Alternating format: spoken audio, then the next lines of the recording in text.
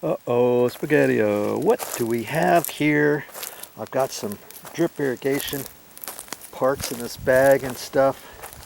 And I've got a pipe here. Look at that. I've got to connect that up. And this is a drip irrigation main pipe. And if you want to see how I'm going to fix that, stick around. Okay, I'm back at it. I'm back from the store. I've got some parts here. I've got some other parts in the bag, and here's the coupling that I have. See, this is called a slip coupling. See how it kind of dips in on the front side, on both sides. And this is 5/8 compression coupling. Let's see if you can see that. 5/8 compression. Okay, and believe it or not, they've got, not all drip irrigation pipes are the same. You know, I went to the store and remember I was telling you before, if you had seen that previous video clip, some drip irrigation pipes are 3/4 inch, some are 5/8, and believe it or not, I believe some are 1/2 inch. Now I've never seen any 1/2 inch ones before, but that's why when I cut that little piece out of there, I measured it and wanted to make sure I got the right piece at the store, okay? The right size, because you don't want to just pick up a 5/8 coupler and come back and find out, oh, it's too small, it's too big, or whatever. Okay? So time to get busy once again. Hope you join me. Okay. I told my mother I had to be somewhere about 2 o'clock or had to get ready, and it's 12:30 now, so I'm hoping to finish this, and she was reminding me about that. Okay, my coupling's here, and I want this all nice and clean on the outside. And there's a little bit of water inside the pipe when I dip it down. And you see this here, I can put it on there, and I think I want to make this gap a little bit bigger. Okay, just a little bit, but I think even that I could probably make it work, you know, without cutting it any bigger. I'm gonna make it just a hair bigger. I've got some tin snips, some sheet metal snips, and I got some Weiss tin snips too. I might be able to do it with that, but because I've got these other ones, I'm gonna snip it off. I'm just gonna, like I said, I'm just gonna make it a little bit bigger. I'm gonna cut off another 1/4 inch or so. Okay, that's all. I believe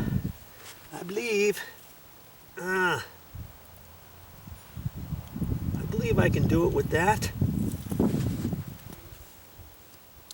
because I think this slides in all the way. Okay, and so it doesn't matter whether or not I have a 1/2 inch there, 3/4 of an inch, or whatever. Okay, I'm trying to dry this off a little bit. I shouldn't have really gotten any water on there. It doesn't really matter on that, but I'm just going to mark it with the felt tip pen. I'm going to kind of hold this about in the middle. I'm eyeballing it, and I see I need this end to go in that far, about there, and so I'm going to put just a felt tip marker on there, like that, and that'll kind of give me an idea of how far this one should go. Okay, that's the only reason why I dried that off. Okay, and on these, I've done one of these before, just recently, for Mother in her front yard. She just happened to have an area that needed to be repaired, so So I know these, it's hard to push on and twist it on for some reason. If you kind of walk it back and forth, you can get it on there easier. Let's just see here. Let's just see. Make a liar out of me, huh? Okay, there. See, it seems like it won't go, but then you just play with it a little bit and it will go. Okay, I got it right where I need to be. Now, on this, I can just lift these two up like that and kind of get it going. And it's a coupling sleeve, see? And so, if I just kind of walk it down there like that, there we go. Okay, that's it. No leaks. That will not leak later on. Can you believe that? It's kind of hard to put on there. You just kind of work at it a little bit and walk it on, just like I showed you. Okay, and that's as good as new. Now I've got to fix this, and this has been on here. This used to be an old one, obviously, and before, the reason why I had to cut that out was because there was another one of these. It was the 16th or 8th inch stuff. This was the old one, and it snapped. It snapped off the pipe. This little pipe was in here, and I was digging around it, and it snapped right off. And the coupling on the back side, the end of the coupling, was right in the pipe. And for me to have put something else in there, it would have pushed that other little thing inside there, and it could have gotten stuck somewhere. So I wanted to get that out of there. Okay, and so I snipped it out. I'll show it all in that other video. If you watch it, you'll find it. And this one, and so that one went up in there. It got cut off. The landscaper guys, see, this was here. This was up in there, and it was cut, and it was up above the ground. And this one was up above the ground, and this one fit right in like that. And this was underneath here, watering the plant. And when they were cutting the bush, sometimes, you know, you got to be careful when you're trimming, you know, round off bushes and stuff. They're round down here, and if you get a drip irrigation pipe just sticking up out of the bottom a little bit, they're like snippers can cut it off, and that's what happened. So, okay, I got that fixed, and now instead of putting something else, because this one was here and because it was capped off, they weren't using it for anything. I'm going to use it. And see, you can cap something off this way. I'm just using some electrical cutters to cut that off. You see there? If you don't have an end, you could do that. You could take a little wire there. This has been on there, oh, I don't know, 20 years. It's all rusted. And as long as you just kink the pipe, as long as you have something on there, it will stay. Okay. That's all it was. Okay. And so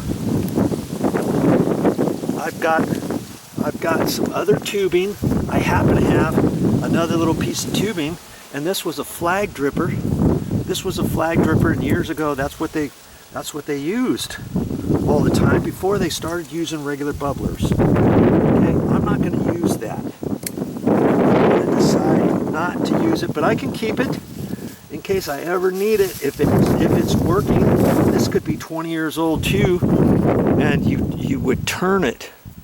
You could turn this to turn it on and off, and that was what a flag dripper.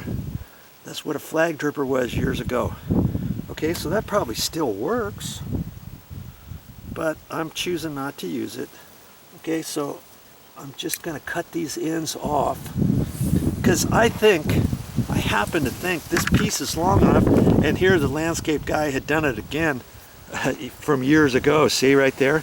And that's why they capped it off. they just cap it off. And you see, this pipe is probably plenty long for me to connect onto this pipe, right? So I'm gonna grab my little bag of goodies here, and I should have some couplings.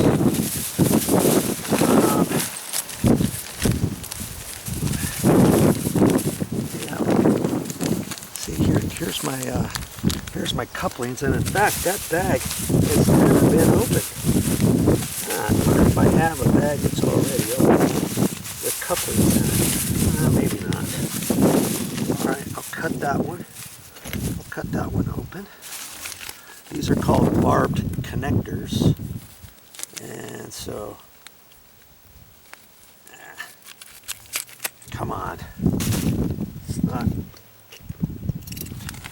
I was trying to keep it so I could, you know, sometimes if you don't know what something is later on, you might want to read here, but if you rip it off, you can't see it forevermore. Okay, so, but I know what they are. And then these are designed for 1/4 inch tubing. That's all it is. Is a little coupling. And so I'm going to take it and put it on there and kind of twist it on there. And this pipe is pretty old. I could have taken my pliers and grabbed it and then done it like that. Okay. And I'm going to take this one and do the same thing. All I'm doing is extending the same pipe. Okay? That's it. And that's going to be plenty long for me to get it up in there, and I'll rearrange it and stuff. And I want to see, I think, you know, for the sake of argument, I think I'm just gonna put the bubbler on the end. And I've decided to put there's another bubbler there, so I am going to put a 1 gallon bubbler on there, okay? And when you look at these, I don't know if you can see that, but it says 1 GPH pressure compensating dripper.